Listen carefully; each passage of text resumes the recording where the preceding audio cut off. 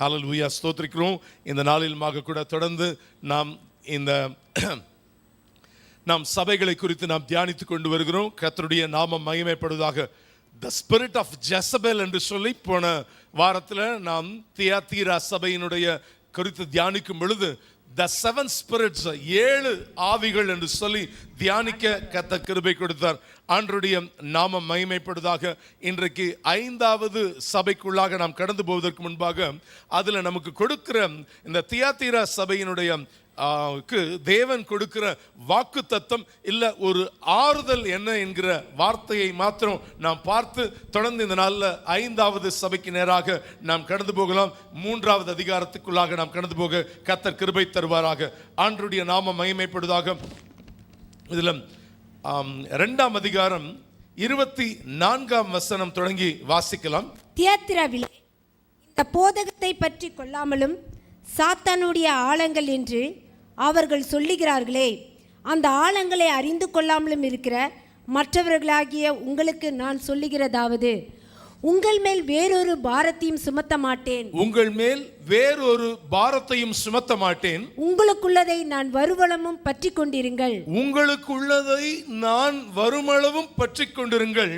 ஜெயம் கொண்டு முடிவு பரியந்தும், ஜெயம் கொண்டு முடிவு பரியந்தம் என் கிரியைகளை கை கொள்ளுகிறவன் எவனோ, என் கிரியைகளை கை கொள்ளுகிறவன் எவனோ, அவனுக்கு நான் என் பிதாவினிடத்தில் அதிகாரம் பெற்றது போல, நான் என் பிதாவினிடத்தில் அதிகாரம் பெற்றது போல ஜாதிகள் மேல் அதிகாரம் கொடுப்பேன். ஜாதிகள் மேல் அதிகாரம் கொடுப்பேன். அவன் இருப்புக்கோலால் அவர்களை ஆளுவான். அவன் இருப்புக்கோலால் அவர்களை ஆளுவான். அவர்கள் மண்பாண்டங்களைப் போல நொறுக்கப்படுவார்கள். அவர்கள் மண்பாண்டங்களைப் போல நொறுக்கப்படுவார்கள். விடிவெள்ளி நட்சத்திரத்தையும் அவனுக்கு கொடுப்பேன். விடிவெள்ளி நட்சத்திரத்தையும் அவனுக்கு கொடுப்பேன். ஆவியானவர் சபைகளுக்கு சொல்லுகிறதை, ஆவியானவர் சபைகளுக்கு சொல்லுகிறதை காதுள்ளவன் கேட்க கடவன் என்று எழுது. காதுள்ளவன் கேட்க கடவன் என்று எழுது என்று சொல்லி அந்த பகுதியில் நாம் வாசிக்கிறோம். ஆண்டவருடைய நாமம் மகிமைப்படுவதாக. கடைசியாக சபைக்கு சொல்லுகிற 3 அருமையான வாக்குத்தத்தங்கள் அந்த பகுதியில் நமக்கு சொல்லப்பட்டிருக்கிற காரியம் என்ன? ஜெயம் கொள்ளுகிறவன் எவனோ அவனுக்கு முதலாவது ஆண்டவர் சொல்லுகிறார், அதிகாரத்தை தருவேன் கர்த்தர் சொல்லுகிறார். ஆண்டவருடைய நாமம் மகிமைப்படுவதாக. சாத்தானுடைய வஞ்சகத்துக்கு இடம் கொடுக்காமல் பரிசுத்தமாய் வாழ்ந்த எனக்கு இயேசுவுக்கு கொடுத்த அதே அதிகாரத்தை யாருக்கும் கொடுக்கிறாரா? என் கையில கர்த்தர் கொடுக்கிறார். கைகளை உயர்த்தி ஒரு அல்லேலூயா சொல்லுவோமா? ஆண்டவருடைய நாமம் மகிமைப்படுவதாக. வியாதியின் மேல், சத்துருக்களின் மேல், எல்லா விதமான வல்லமைகளின் மேல் எனக்கு அதிகாரத்தை கொடுக்கிறார். ஆண்டவருடைய நாமம் மகிமைப்படுவதாக. ஜெயம் கொள்ளுகிறவன் எவனோ அவனுக்கு நான் அதிகாரத்தை கொடுப்பேன் என்று மாத்திரம் ஆண்டவர் சொல்ல, 2வது ஒரு காரியத்தை சொல்லுகிறார். என்ன சொல்லுகிறார் என்று சொல்லி அந்த பகுதியில் நீங்க பார்க்கும் பொழுது என்ன சொல்லப்பட்டிருக்கு? ஜாதிகள் மேல் அதிகாரம் கொடுப்பேன். அது மாத்திரமல்ல, ஜாதிகள் மேல் அவர்களுக்கு அதிகாரம் கொடுப்பேன். அவன் இருப்புக்கோலால் அவர்களை ஆளுவான் என்று சொல்லி அந்த பகுதியில் வாசிக்கிறேன். அவன் ஆளுவான், உங்களுக்கு ஆளுகையை தருவார். முதலாவது உங்களுக்கு அதிகாரத்தை தருவார். 2வது எதை கொடுக்கிறார்? ஆளுகையை கர்த்தர் தருவார். ஆண்டவருடைய நாம மகிமைப்படுவதாக. என்ன ஆளுகைங்க? என்ன ஆளுகை? 1000 வருஷ அரசாட்சியில இயேசுவோடு கூட என்ன பண்ண செய்கிற ஆளுகை செய்கிற ஒரு பெரிய ஆசீர்வாதத்தை கர்த்தர் எனக்கு வைத்திருக்கிறார். கைகளை உயர்த்தி ஒரு அல்லேலூயா சொல்லுவோமா? நல்லா கைகளை தட்டி ஒரு அல்லேலூயா சொல்லுவோம். நல்ல உற்சாகமா கரங்களை தட்டுவோம். யாருக்கு அதை தருகிறார்? அந்த ஆளுகை யாருக்கு கிடைக்கும்? இங்க இருந்து அப்படி இந்த ப்ராமிஸை கர்த்தர் உங்களுக்கு தருவார். அப்படி இல்லை. ஜெயம் கொண்டு வாழுகிறவன் எவனோ அவன் என்ன பண்ணுவானா, இங்க 100 வருஷம் 150 வருஷம் இல்ல 6 சாவு 100 சாவு. ஆனா ஜெயம் கொண்ட பரிசுத்தவான்களுக்கு தேவன் கொடுக்கிற ஒரு பெரிய ஆசீர்வாதம் என்னன்னா, ஒரு ஆளுகையை கர்த்தர் எனக்கு வைத்திருக்கிறார். திஸ் இஸ் சம்திங் யோசிக்க முடியாத காரியம். 1000 வருஷம் என்ன பண்ணுவேன்? அவரோடு கூட ஆளுகை செய்கிற அந்த காரியம். இந்த உலகத்துல ஒருவேளை ஆட்சியில உட்கார்றவன் எத்தனை வருஷம் ஆளுகை செய்யலாம்? 5 வருஷம் தான் ஆளுகை செய்ய முடியும். பட் ஜெயம் கொள்கிறவனுக்கு கர்த்தர் 1000 வருஷ ஆட்சியை கர்த்தர் எனக்கு வைத்திருக்கிறார். அப்படிப்பட்ட ஆசீர்வாதத்தை தேவன் நமக்கு தருகிறபடினால நல்ல கரங்களை தட்டி ஒரு விசை தேவனுடைய நாமத்தை மகிமைப்படுத்துங்க பாப்போம். இன்னும் உற்சாகமாய் கரங்களை தட்டுவோம். ஆண்டவருடைய நாமம் மகிமைப்படுவதாக. 1000 வருஷம் இயேசுவோடு ஆளுகை செய்வாய், இருப்பு கோளால் ஆளுகை செய்வாய் என்று சொல்லி அந்த பகுதியில் நாம் வாசிக்கும் பொழுது வாசிக்கிறோம். ஆண்டவருடைய நாமம் மகிமைப்படுவதாக. இந்த காரியம் இவ்வளவு காலம் நம்மை நாம் தற்காத்து பரிசுத்த ஆவிக்குள்ள பலப்பட்டு இயேசு கிறிஸ்துவனுடைய சிலுவையின் நிழல்ல வாழுகிற உங்களுக்கும் எனக்கும், ஏன்னா இவ்வளவு தூரம் வந்துட்டோம், இன்னும் நாம போக வேண்டிய அந்த நமக்கு இருக்கக்கூடிய அந்த பயணத்துல நாம் தொடர்ந்து அந்த ஜெய ஜீவியத்தை காத்துக்கொள்வோம் என்று சொன்னால், முடிவு பரியந்தம் தன்னுடைய ரட்சிப்புல நிலைத்திருக்கிறவனுக்கு தான் என்ன பேர்னா ஜெயம் கொள்ளுகிறவன் என்று பெயர். அந்த கூட்டத்தில் என்னையே நிறுத்துங்கன்னு சொல்லுங்க, கர்த்தர் உங்களை ஆசீர்வதிப்பாராக. 3வது அதில் நமக்கு சொல்லப்பட்டிருக்கு, உனக்கு விடிவெள்ளி நட்சத்திரத்தை தருவேன் என்பதாக வேதத்தில் வாசிக்க. உங்களுக்கு அதிகாரத்தை தருவேன், உனக்கு ஆளுகையை தருவேன், உனக்கு விடிவெள்ளி நட்சத்திரத்தை தருவேன் என்று சொல்லி அந்த பகுதியில் நாம் வாசிக்கும் பொழுது வாசிக்கிறோம். ஆண்டவருடைய நாமம் மகிமைப்படுவதாக. இந்த உலகத்தில் இருக்கிறவங்களுக்கு விடிவெள்ளி நட்சத்திரம் எது தெரியுமா? என்ன அதாவது ஒவ்வொரு ஸ்டாருக்கும் ஒரு பேர் இருக்குது. ஒவ்வொரு ஸ்டார் இங்க உலகத்தில் இருக்கிற அந்த விடிவெள்ளி நட்சத்திரத்துக்கு பேர் என்ன தெரியுமா? வீனஸ். அதுதான் இங்க இருக்கக்கூடிய காரியம். என்ன அதான் வீனஸ் தான் இங்க இருக்க. நீங்க என்ன பண்ணலாம், உங்களுடைய நேக்கட் ஐஸ், உங்க கண்கள் மூலமாக என்ன பண்ண முடியும்னா அந்த ஸ்டாரை பார்க்க முடியும். அதுக்கு பேர் ஏன்னா விடிவெள்ளி நட்சத்திரத்தை உனக்கு தருவேனா அதுக்கு பேர். பட் இந்த உலகத்தில் இருக்கிறவங்க கூட அந்த நட்சத்திரத்தை என்ன பண்ணலாம், பார்க்கலாம். எப்போ பார்க்கலாம் அப்படின்னு சொன்னா, எல்லா டைம்லையும் இல்லை, விடியற் காலம் அந்த நட்சத்திரம் முதல்ல தெரிகிற நட்சத்திரம் எது தெரியுமா? அதுதான் இந்த வீனஸ். காலங்காத்தால தெரியும், 4 மணிக்கு எந்திரிச்சா தான் எது தெரியும், இந்த விடிவெள்ளி நட்சத்திரம் தெரியும். அப்புறமேல் பார்த்தீங்கன்னா பலவிதமான ஸ்டார்ஸ். ஆனால் காலையில் எழும்பும் பொழுது அதிகாலை பொழுது இந்த நட்சத்திரத்தை பார்க்க முடியும். ஆண்டவருடைய நாம மகிமைப்படுவதாக. நம்முடைய வாழ்க்கையிலும் கூட ஜெபத்தில் விழித்திருக்கிறவர்கள் மட்டுமே என்ன பண்ண முடியும்னா அந்த நட்சத்திரத்தை பார்க்க முடியும். கைகளை உயர்த்தி ஒரு அல்லேலூயா சொல்லுவோமா? எல்லாரும் பார்க்க முடியாது. யாரெல்லாம் ஜெபத்தில் என்ன பண்ணுங்கன்னா விழித்திருக்க வேண்டும். ஆண்டவருடைய நாமம் மகிமைப்படுவதாக. ஆண்டவர் எல்லா நிலைகளில் அதிகாலை ஜெபத்தை பழக்கத்துக்கு கொண்டு வருகிற நீங்கள் விடிவெள்ளி நட்சத்திரத்தை என்ன பண்ணீங்கன்னா பார்ப்பீங்க. அந்த நட்சத்திரம் யார்? என் ஆண்டவர் ஆகிய இயேசு கிறிஸ்து. கைகளை தட்டி கர்த்தருடைய நாமத்தை மகிமைப்படுத்துவோமா? ஹல்லேலூயா. நல்ல உற்சாகமா கரங்களை தட்டுவோமே. இன்னும் உற்சாகத்தோடு கூட கரங்களை தட்டுவோம். நட்சத்திரம் எல்லாவற்றிலும் இந்த காரியம் நமக்கு சொல்லப்பட்டிருக்கிற காரியம்.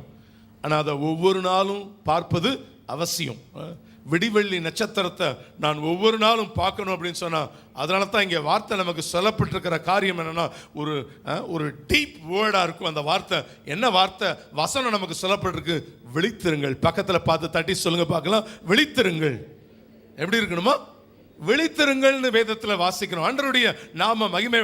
விழித்திருக்கிறவர்கள் மாத்திரம்தான் என்ன பண்ண முடியும்னா ஒரு நாள் என்ன பண்ண முடியும், அங்க பார்க்க முடியும், அவரை பார்க்க முடியும், ஆளுகை செய்ய முடியும், ஆளுமை செய்ய முடியும், அதிகாரத்தை பெற்றுக்கொள்ள முடியும். விடிவெள்ளி நட்சத்திரத்தினுடைய மடியில் என்ன பண்ணலாம்னா லேப்ல உட்காருகிற நாள் ஆண்டவருடைய நாம மகிமைப்படுவதாக. எல்லாவற்றிலும் அதுக்காகத்தான் வசனம் சொல்லப்பட்டிருக்கு. இந்த வாசித்த பகுதிகளில் ஒரு காரியம் நமக்கு சொல்லப்படுறது, உனக்குள்ளதை உங்களுக்குள்ளதை நான் வருமளவும் என்ன பண்ணுங்க பற்றி கொண்டிருங்கள். அந்த வார்த்தையை வாசிங்க.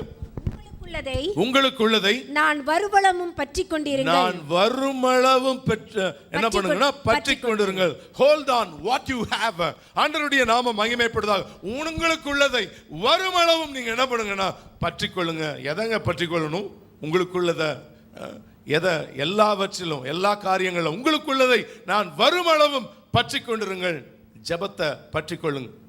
வேத வாசிப்பை என்ன பண்ணுங்கன்னா பற்றி கொள்ளுங்க. உங்களுக்குள்ள இருக்கக்கூடிய பரிசுத்தத்தை என்ன பண்ணுங்க பற்றி கொள்ளுங்க, விட்டுறாதீங்க. உங்களுக்குள்ள இருக்கக்கூடிய விசுவாசத்தை பற்றி கொள்ளுங்க, விட்டுறாதீங்க. உங்களுக்குள்ள இருக்கக்கூடிய அன்பை பற்றி கொள்ளுங்க, விட்டுறாதீங்க. உங்களுக்குள்ள இருக்கக்கூடிய பயபக்தியை என்ன பண்ணுங்கன்னா பற்றி கொள்ளுங்க, விட்டு விடாதீங்க. உங்களுக்குள்ள இருக்கக்கூடிய உபவாசத்தை பற்றி கொள்ளுங்க, விட்டு விடாதீங்க. உங்களுக்குள்ள இருக்கக்கூடிய அதாவது இன்னும் பல காரியங்கள் நம்ம சொல்லலாம். பட் அது மாத்திரமல்ல, ஆராதனைக்கு வருவதை என்ன பண்ணாத விட்டு விடாது. பரிசுத்தவான்களுடைய ஐக்கியத்தை விட்டு விடாதீங்க. உங்களுக்கு உள்ளதை பற்றி கொண்டிருங்கள். கைகளை உயர்த்தி ஒரு அல்லேலூயா சொல்லுவோமா? ஆண்டவருடைய நாமம் இது உங்களுக்குள்ளதை என்ன பண்ணுங்கன்னா பற்றி கொண்டிருக்கும் போது கர்த்தர் எதை கொடுப்பாரா? உங்களுக்கு அதிகாரத்தை கொடுப்பார், உங்களுக்கு ஆளுமையை தருவார், உங்களுக்கு விடிவெள்ளி நட்சத்திரத்தை கர்த்தர் தருவார். ஆண்டவருடைய நாமம் மகிமைப்படுவதாக. எல்லா நிலைகளில் தேவன் உங்களையும் என்னையும் ஆசீர்வதிப்பதற்கு அவர் வல்லமை உள்ளவராக இருக்கிறார். எல்லா காரியங்களில் கர்த்தர் தேவாதி தேவன் நம்மை ஆசீர்வதித்து ஆசீர்வாதமாக மாற்றுவார் என்பதில் எவ்வளவேனும் என்ன கிடையாதுன்னா சந்தேகம் கிடையவே கிடையாது. Hold what you have. எல்லா காரியங்களில் hold on what you have. எல்லா காரியங்களில் ஆண்டவர் உங்களுக்கு எனக்கு பரிபூர்ணமான ஆசீர்வாதங்களை தேவன் தருவதற்கு அவர் போதுமானவராக இருக்கிறார். ஆண்டவர் செய்வார் என்பதில் எவ்வளவேனும் என்ன கிடையாதுன்னா சந்தேகம் கிடையவே கிடையாது. கர்த்தர் நம்மை ஆசீர்வதிப்பாராக. இந்த நாளில் நாம் அடுத்த காரியங்களுக்கு நேராக, அடுத்த சபைக்கு நேராக நாம் கடந்து போகலாம். ஆண்டவர் நம்மை ஆசீர்வதிப்பார். ஹல்லேலூயா. Thank you Lord. விடுதலை நாயகன் வெற்றியை தருகிறார், எனக்குள்ளே இருக்கிறார், என்ன ஆனந்தம். விடுதலை நாயகன் வெற்றியை தருகிறார், எனக்குள்ளே இருக்கிறார், என்ன ஆனந்தம். அவ அன்பின் அபிஷேகத்தா என்னை நிரப்பி நடத்துகின்றார். அவ அன்பின் அபிஷேகத்தா என்னை நிரப்பி நடத்துகின்றார். சாத்தானின் வலிமை வெல்ல, சாத்தானின் வலிமை வெல்ல அதிகாரம் எனக்கு தந்தார், அதிகாரம் எனக்கு தந்தார். விடுதலை நாயகன் வெற்றியை தருகிறார், எனக்குள்ளே இருக்கிறார், என்ன ஆனந்தம். சொல்வோம். விடுதலை நாயகன் ஹல்லேலூயா வெற்றியை தருகிறார், எனக்குள்ளே இருக்கிறார், என்ன ஆனந்தம். விடுதலை நாயகன் உங்களுக்கு ஒரு பெரிய வெற்றியை தரப்போகிறார். விசுவாசிக்கிறவங்க நல்ல ஒரு அல்லேலூயா சொல்லுவோமா? ஆண்டவர் நிச்சயமாக வெற்றியை மாத்திரம் உங்களுக்கு தருவது மாத்திரமல்ல, இம்மையிலையும் வெற்றியை தருவார், மறுமையிலையும் கர்த்தர் வெற்றியை தருவார். எல்லா காரியங்களில் கர்த்தர் நமக்கு ஆசீர்வாதத்தை தேவன் தந்தருள்வதற்கு அவர் போதுமானவராக இருக்கிறார். இன்றைக்கு நாம் தொடர்ந்து நாம் தியானிக்கிற சபைகளில் 5வது சபையாக நாம் வேதத்தில் பார்க்கும்போது சர்தை சபையை குறித்து நாம் பார்க்கிறோம். ஆண்டவருடைய நாமம் மகிமைப்படுவதாக. வெளிப்படுத்தல் 3ஆம் அதிகாரம் முதல் 6 வசனங்களில் அந்த காரியம் நமக்கு சொல்லப்பட்டிருக்கிற காரியம் தான். துருக்கி பகுதிகளில் இன்னைக்கு இந்த சர்தை என்கிற அந்த பட்டணத்துக்கு பேர் என்ன அப்படின்னு சொன்னா சார்ட் என்கிற பேர் இன்னைக்கு காணப்படுகிறது. இன்னைக்கும் நீங்க போய் இந்த சர்தை சபையை பார்க்கணும்னா எந்த ஊர்ல போய் பார்க்கலாம்? சார்ட். அந்த ஊரினுடைய பேர் சார்ட் என்கிற சொல்லப்படுகிறது. ஆண்டவருடைய நாமம் மகிமைப்படுவதாக. இந்த ஊரை இன்னும் ஒரு சிம்பிளா எக்ஸ்பிளைன் பண்ணலாம் அப்படின்னு சொன்னா என்ன சொல்லலாம்னா பணக்கார ஊர், பாவமான ஊர். இது ரெண்டும் இதற்கு அப்ளிகபிள் வேர்டு என்ன அப்படின்னு சொன்னா பணக்கார ஒரு ஊர் எதுனா அந்த ஊரை சொல்லலாம், பாவமான ஒரு ஊர் எதுனா அதையும் நாம் சொல்லலாம். ஆண்டவருடைய நாம எப்படிங்க பணக்கார ஊர் அப்படின்னு சொன்னா மலைகள் சூழ்ந்த பட்டணம். அந்த பட்டணம் இந்த சர்தை மலைகள் சூழ்ந்த பட்டணம் மாத்திரமல்ல, அந்த மலைகளில் சாதாரணமாக சொல்லுவாங்க இது இந்த இடம் பொண்ணு விளையிற பூமிங்க அப்படின்னு சொல்லுவாங்க. உண்மையிலேயே அங்கே என்ன விளையுதாங்க? பொண்ணு விளையுது. அந்த அளவுக்கு அதனால தான் அதுக்கு என்ன பேர் சொல்கிறோம்? பணக்கார ஊருன்னு நம்ம அந்த ஊரை நம்ம என்ன பண்ணுறோம்னா சொல்கிறோம். பொண்ணும் விளையுது, வெள்ளியும் விளையுது. அது மாத்திரமல்ல, இன்னொரு காரியம், இந்த ஊரில் இன்னும் விசேஷித்த அதாவது விலையேற பெற்ற கற்கள் விளைகிற ஒரு பூமி எது அப்படின்னு சொன்னால் இந்த ஊர். அதனால தான் இன்னைக்கு நமக்கு வேற பிப்ளிக்கலாக சில இதை வாங்கி வைக்கணும்னு ஆசைப்படுவேன். என்னுடைய செல்ஃபை போய் பார்த்தீங்க அப்படின்னு சொன்னால் கிட்டத்தட்ட நூற்றுக்கணக்கான வேதாகமத்தை வச்சிருப்பேன். எல்லா விதமான எடிஷனும் இருக்கும். ஹீப்ரு, லாட்டின் முதற்கொண்டு அவ்வளோ பைபிளும் இருக்கும். படிக்க தெரியுமா படிக்க தெரியாதோ வாங்கி வச்சிருவேன். என்னுடைய செல்ஃபில் வாங்கி வைக்கிறது என்னுடைய வழக்கம். அதில் அப்படி ஆசைப்பட்டு நான் வாங்கின ஒரு காரியம் என்ன அப்படின்னு சொன்னால் இந்த இதில் விலையேற பெற்ற கற்கள்னு சொல்லிட்டேன்ல, அதனால் அதை உங்களுக்கு காமிக்கணும்னு எடுத்துகிட்டு வந்தேன். Just I want to show. அதாவது நீங்கள் வேதாகமத்தில் நீங்கள் வாசித்து பார்க்கிற போது வெளிப்படுத்தின விசேஷத்தில் நீங்கள் பார்க்கலாம். நீங்கள் பார்க்கிற போது முதலாம் அஸ்திபாரம் வஜ்ரக்கல், 2வது இந்திரநீலம். இது எங்கன்னா வெளிப்படுத்தல் 21ஆம் அதிகாரம் 19-20 வசனங்கள்ல நீங்க வாசித்து பார்க்கும் பொழுது சொல்லப்பட்டிருக்கும். 2வது இந்திரநீலம், 3வது சந்திரகாந்தம், 4வது மரகதம், 5வது கோமேதகம், 6வது பதுமராகம், 7வது ஸ்வர்ண ரத்னம், 8வது படிக பச்சை, 9வது புஷ்பராகம், 10வது வைடூரியம், 11வது சுனீரம், 12வது சுகந்தி. தேடி தேடி கடைசியா வாங்கணும். இந்த ஏன்னா நிறைய பேர் இந்த 9 கல் நவரத்னம்னு போட்டிருப்பாங்க. நான் ஏதாவது தப்பி தவறி நகை கடைக்கு போயிட்டா நான் இந்த வசனத்தை எடுத்துட்டு ஒரு 4 பேருக்கு அப்படியே வசனத்தையும் சொல்லிடுவேன். இந்த பைபிளில் காமிக்கிறேன் பாருங்க அப்படின்னு சொல்லி 4 பேருக்கு பைபிளையும் கொடுத்துருவேன். ஆனால் அதன் மத்தியில் அட்லாஸ்ட் அதை வாங்கியாச்சு. எல்லாவற்றின் மத்தியில் இந்த இப்படிப்பட்ட கற்கள் விளைகிற ஒரு பூமி எது அப்படின்னு சொன்னா அது எது அப்படின்னா இந்த பகுதி, இந்த சடை என்று சொல்லப்படுகிற காரியம். கர்த்தருடைய நாமம் மகிமைப்படுவதாக. இன்னொரு காரியம், ஆசாரியன், பிரதான ஆசாரியனுடைய பிரஸ்ட் பிளேட், மார்பதக்கத்தில் இந்த 12 ஸ்டோன்ஸ் இருக்கும். அதாவது ஒவ்வொரு ஸ்டோன் இருக்கும். முதல் ஸ்டோன் சிவப்பு கலர் இருக்குதா, அதுல ஜூடான் எழுதப்பட்டிருக்கும். ஒவ்வொரு கோத்திரத்துடைய பேர் எழுதப்பட்டிருக்கும். இப்படி நம்ம ஒரு தடவை அந்த ஸ்டோன்ஸை பத்தி ஒரு பெரிய விளக்கத்தை கொடுத்த 12 ஒவ்வொரு ஸ்டோன் எதுக்காக கொடுக்கப்பட்டிருக்கு, ஏன் அந்த கோத்திரம், நிறைய பேருக்கு it's a beautiful Bible study, அதை புஸ்தகமா போடுங்கன்னு சொன்னாங்க. பட் அதை அந்த சீசன்லயே வாங்கணும்னு சொல்லி அதை வாங்கின காரியம். பட் இந்த இடத்துல நீங்க பார்க்கிற போது பொன் வெள்ளி விளையேறப்பெற்ற கற்கள் விளைகிற ஒரு பூமியாக அந்த பகுதியை பார்க்கிறோம். மாத்திரமல்ல, முதலாக உலகத்துல நாணயங்கள் வந்தது எப்போ அப்படின்னு சொன்னா இவங்க பீரியட்ல தான் வந்துச்சு. நாணயங்கள் யூஸ், அது நோட்டா இருக்கும், பல விதங்கள் இருக்கும். பட் நாணயம்னு வர ஆரம்பித்தது எப்போ அப்படின்னு சொன்னா இவர்களுடைய காலகட்டங்கள். ஆண்டவருடைய நாமம் மகிமைப்படுவதாக.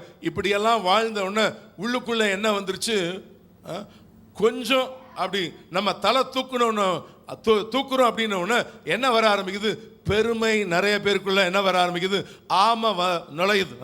ஆமை நுழைஞ்ச வீடும் அமினா நுழைஞ்ச வீடும் என்ன பண்ணாதான் உருப்படாது. வந்துச்சு ஒரு பூகம்பம், எல்லாம் பட்டணமே நாசமா போச்சு.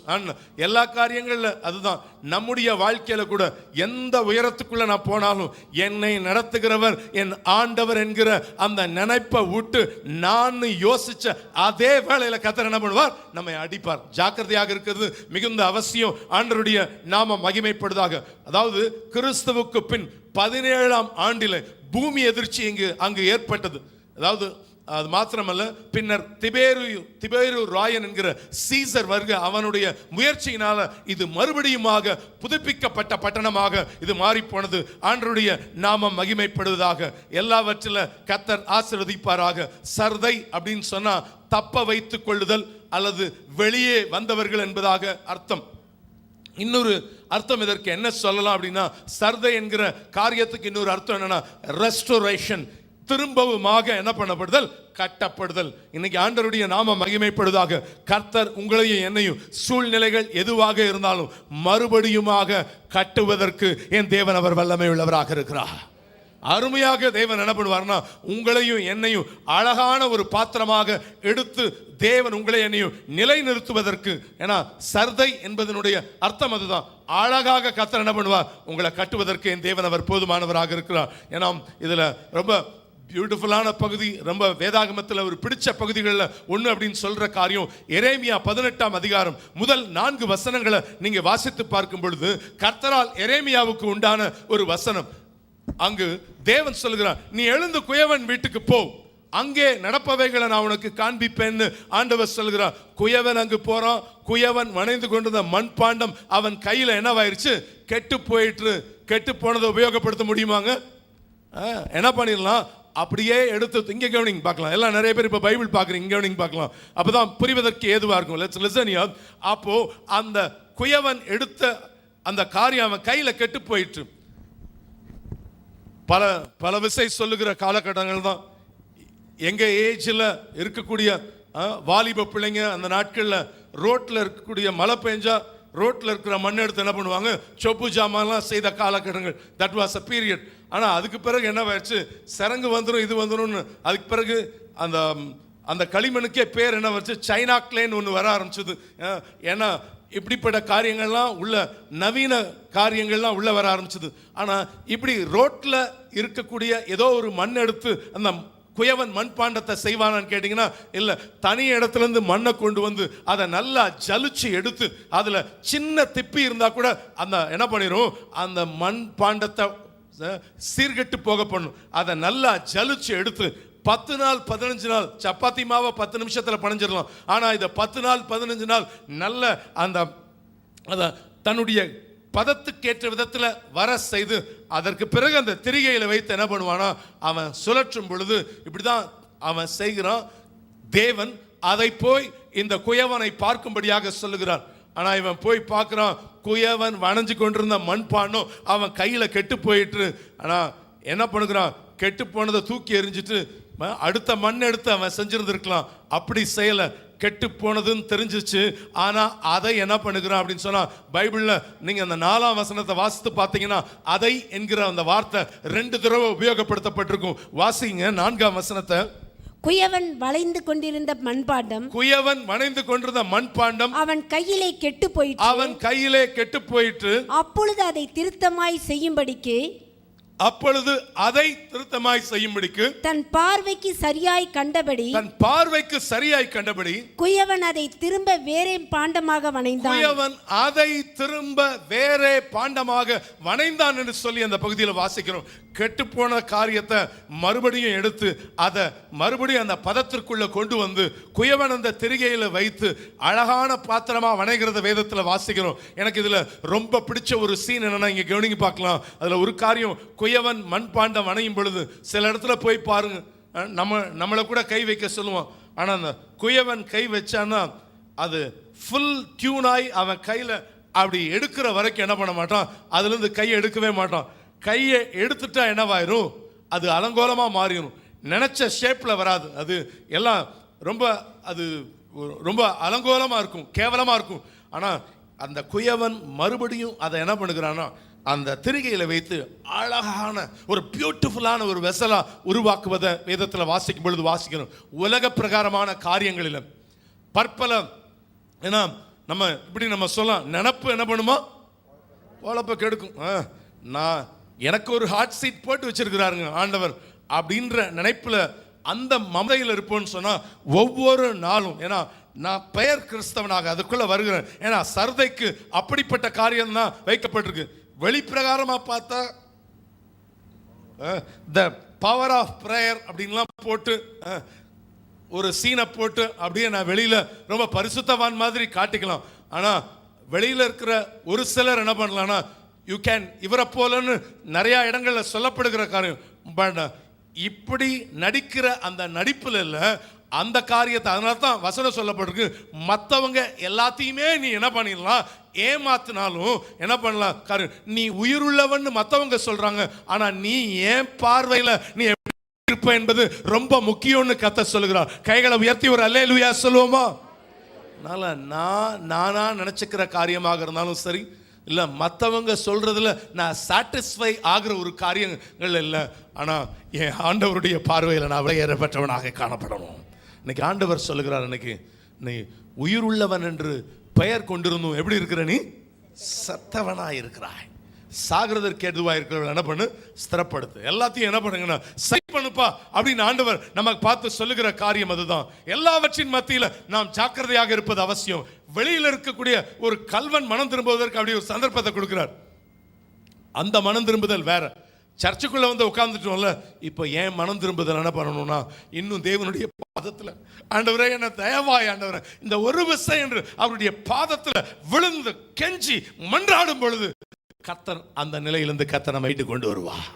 ஏன்னா கேட்கிறவன் எவனும் பெற்றுக்கொள்ளுகிறான். வேதவசனம் அதைத்தான் நமக்கு சொல்லுகிறது. பிரியமானவர்களே, ஆண்டவருடைய நாம மகிமைப்படுதாக. ஆனா இந்த காலை பொழுதுல கர்த்தர் உங்களுக்கு எனக்கும் மறுபடியும் சொல்லுகிற காரியம் அதுதான். ஒருவேளை பெருமை, பொறாமை, எரிச்சல், கோபம், எல்லாம் எப்படிப்பட்ட காரியங்கள் உலக பிரகாரமான காரியங்கள் சிக்குண்டு சின்ன பின்னமாக, அதாவது தூள் தூளாக நொறுக்கப்பட்டிருந்தாலும் இன்னைக்கு அத்தனையும் எடுத்து இன்னைக்கு ஆண்டவருடைய கரத்துல நீங்க கொடுக்கும் பொழுது, இன்னைக்கு ஆண்டவர் சொல்லுகிறார், என் கரத்தை உங்க மேல நான் இன்னைக்கு வைக்கிறேன். ஒருபோதும் என்ன பண்ணுவதில்லை, நான் எடுப்பதில்லைன்னு கர்த்தர் சொல்லுகிறார். இன்னைக்கு ஆண்டவர்கிட்ட சொல்லுங்க, ஆண்டவரே உம்முடைய கரத்தை என் மேல வைங்கப்பா, ஒரே ஒரு விசை உம்முடைய கரத்தை என் மேல வைங்கன்னு சொல்லுங்க. இன்னைக்கு ஆண்டவர் நிச்சயமா அந்த சூழ்நிலையிலிருந்து உங்களை மீண்டு கொண்டு வருவது மாத்திரமல்ல, உங்களுக்கு ஒரு ஆளுகையை தருவா, உங்களுக்கு ஒரு விடிவெள்ளி நட்சத்திரத்தை கத்த தருவா, உங்களுக்கு ஒரு அதிகாரத்தை கத்த தருவா. ஆண்டவருடைய நாம மகிமைப்படுவதாக. இன்னைக்கு ஆண்டவரே உம்முடைய கரத்தில் ஆண்டவரே என்னை நான் சமர்ப்பிக்கிறேன்னு நீங்க ஒப்பு கொடுக்கும் பொழுது கர்த்தர் நிச்சயமாக அந்த ஆசீர்வாதங்களை உங்களுக்கு தருவார் என்பதில் எவ்வளவு வேணும் சந்தேகம் அல்ல. இன்னைக்கு கர்த்தர் உங்களை தூள் தூளா நொறுங்கி இருக்கிற சின்ன பின்னமா இருந்தாலும் சரி, அதை ஆண்டவருடைய கரத்தில் ஒப்பு கொடுங்க. துணிகரமா செய்யற ஆண்டவரை இந்த காரியத்தை நிறைய வேளையில் ஆண்டவரை என்னால சில வேளையில் இந்த காரியத்திலிருந்து மீண்டு வரணும்னு எனக்கு என்ன இருக்குது, ஆசை இருக்குது. வெரி அதாவது பேஷனேட், ஒரு வெறியே இருக்குது. ஆனால் கூட என்னால் என்ன பண்ண முடியல, அதில் ஜெயிக்க முடியாமல் என்ன பண்ணிக்கிட்டே இருக்குது, மறுபடியும் தோத்துக்கிட்டே இருக்கிறேன். காரணம் என்ன தெரியுமா? இன்னும் எனக்கு அந்த பரிசுத்தாவினுடைய அபிஷேகத்துக்குள்ள நான் போகலை. கணுக்கால் அளவிலேயே நின்றுக்கிட்டு சாட்டிஸ்ஃபை ஆயிடுறேன். நீச்சல் ஆழத்துக்கு போகணும், நீச்சல் ஆழம் கொண்டு செல்லுமேன்னு நம்ம நீச்சல் ஆழத்துக்கு போகும்போது இந்த காரியத்தில் கர்த்தர் ஒரு பரிபூர்ண வெற்றியை தருவார்னு விசுவாசிக்கிறவங்க கைகளை தட்டி கர்த்தருடைய நாமத்தை மகிமைப்படுத்துங்க பார்ப்போம். நல்ல உற்சாகமா கரங்களை தட்டுவோம். நீச்சலாலம் கொண்டு செல்லுங்கன்னு நீங்க கேட்கணும். கணுக்கால் அளவும் போதாதையா, முழங்கால் அளவும் போதாதையா, இடுப்பளவும் போதாதையா, நான் நீந்தி நீந்தி என்ன பண்ணணும், முழணும். எல்லா காரியங்களில் கர்த்தர் உங்களுக்கு எனக்கு அந்த ஆசீர்வாதத்தை கர்த்தர் தருவதற்கு அவர் போதுமானவராக இருக்கிறார். எல்லா காரியங்களில் கர்த்தர் ஒரு பெரிய ஜெயத்தை தருவார் என்பதில் எவ்வளவேனும் சந்தேகம் கிடையவே கிடையாது. விண்ணக காற்றே நீ என்னை நோக்கி வீசிடு, வெண்பூராவை போல என் மேல் வந்த மறந்திடு. விண்ணக காற்றே நீ என்னை நோக்கி வீசிடு, வெண்புறாவை போல என் மேல் வந்த மறந்திடு. விண்ணக காற்றே நீ என்னை நோக்கி வீசிடு, வெண்புறாவை போல என் மேல் வந்த மறந்திடு. ஜலத்தின் மேல் அசைவாடிய தூய தேவகாவியே,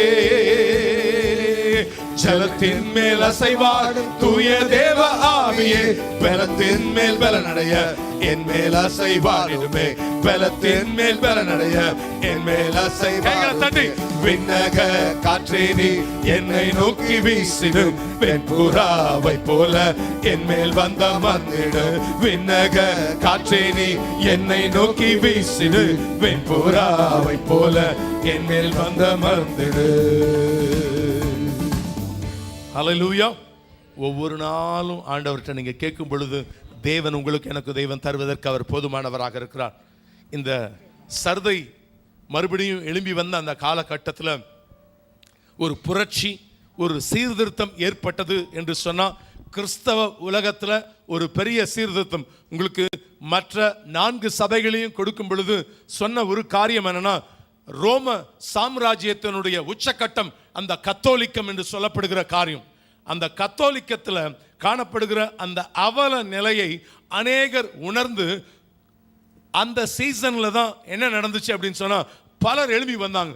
சீர்திருத்தம் என்கிற ஒரு கொள்கையை என்ன பண்ணாங்கன்னா, ப்ரொட்டஸ்ட் பண்ண ஆரம்பித்த காலகட்டம் எது அப்படின்னா இந்த சர்தையினுடைய காலகட்டம். ஏன்னா சிலர் கையில மாத்திரம்தான் என்ன இருக்கும், அந்த பரிசுத்த வேதம் இருக்கும். அதில் இருக்கக்கூடிய முக்கிய கோட்பாடுகள்லாம் எடுக்கப்பட்டு சில காரியங்கள்ல தான் என்ன பண்ணுவாங்கன்னா, பேம்ப்ளெட் மாதிரி உங்க கையில் என்ன பண்ணுவாங்க, சில காரியங்கள் கொடுக்கப்படுமே ஒழிய இந்த பரிசுத்த வேதாகமத்தை தொடர்றதுக்கு கூட என்ன பண்ண விடாத அந்த காலகட்டத்தில் ஒருவர் எழும்பி வந்தார். தட்ஸ் கால்ட் மார்ட்டின் லூத்தர் என்று சொல்லப்பட்டவர் என்ன பண்ணார்னா, இந்த காலகட்டத்தில் எழும்பி வந்து ஒரு பெரிய புரட்சி, ஒரு பெரிய சீர்திருத்தத்தை கொண்டு வந்தது. எந்த காலகட்டம் என்று சொன்னா, இந்த சர்தையினுடைய காலகட்டம். இந்த சர்தை சபையானது சீர்திருத்தம் ஏற்பட்ட அந்த காலத்திலிருந்து காணப்பட்ட ஒரு காரியம். அதாவது அதுவரை கத்தோலிக்க மார்க்கம் தான் ஒரு உன்னதமான நிலையில காணப்பட்டது. அதுக்கு முன்பாக இருந்த காலகட்டம் அப்போஸ்தல், அதாவது அப்போஸ்தலருடைய காலம். அதற்கு பிறகு காலம் எப்படி மாறுச்சு அப்படின்னு சொன்னா கத்தோலிக்கர்களுடைய காலம். அதற்கு பிறகு என்ன வந்துச்சுன்னா மறுபடியும் அந்த அப்போஸ்டலிக் பிரின்சிபல்ஸை கொண்டு வரும்படியாக யார் கொண்டு வந்தது? மார்ட்டின் லூத்தர் அவர்கள். அதாவது ப்ரொட்டஸ்ட் பண்ணி கொண்டு வந்தாங்க.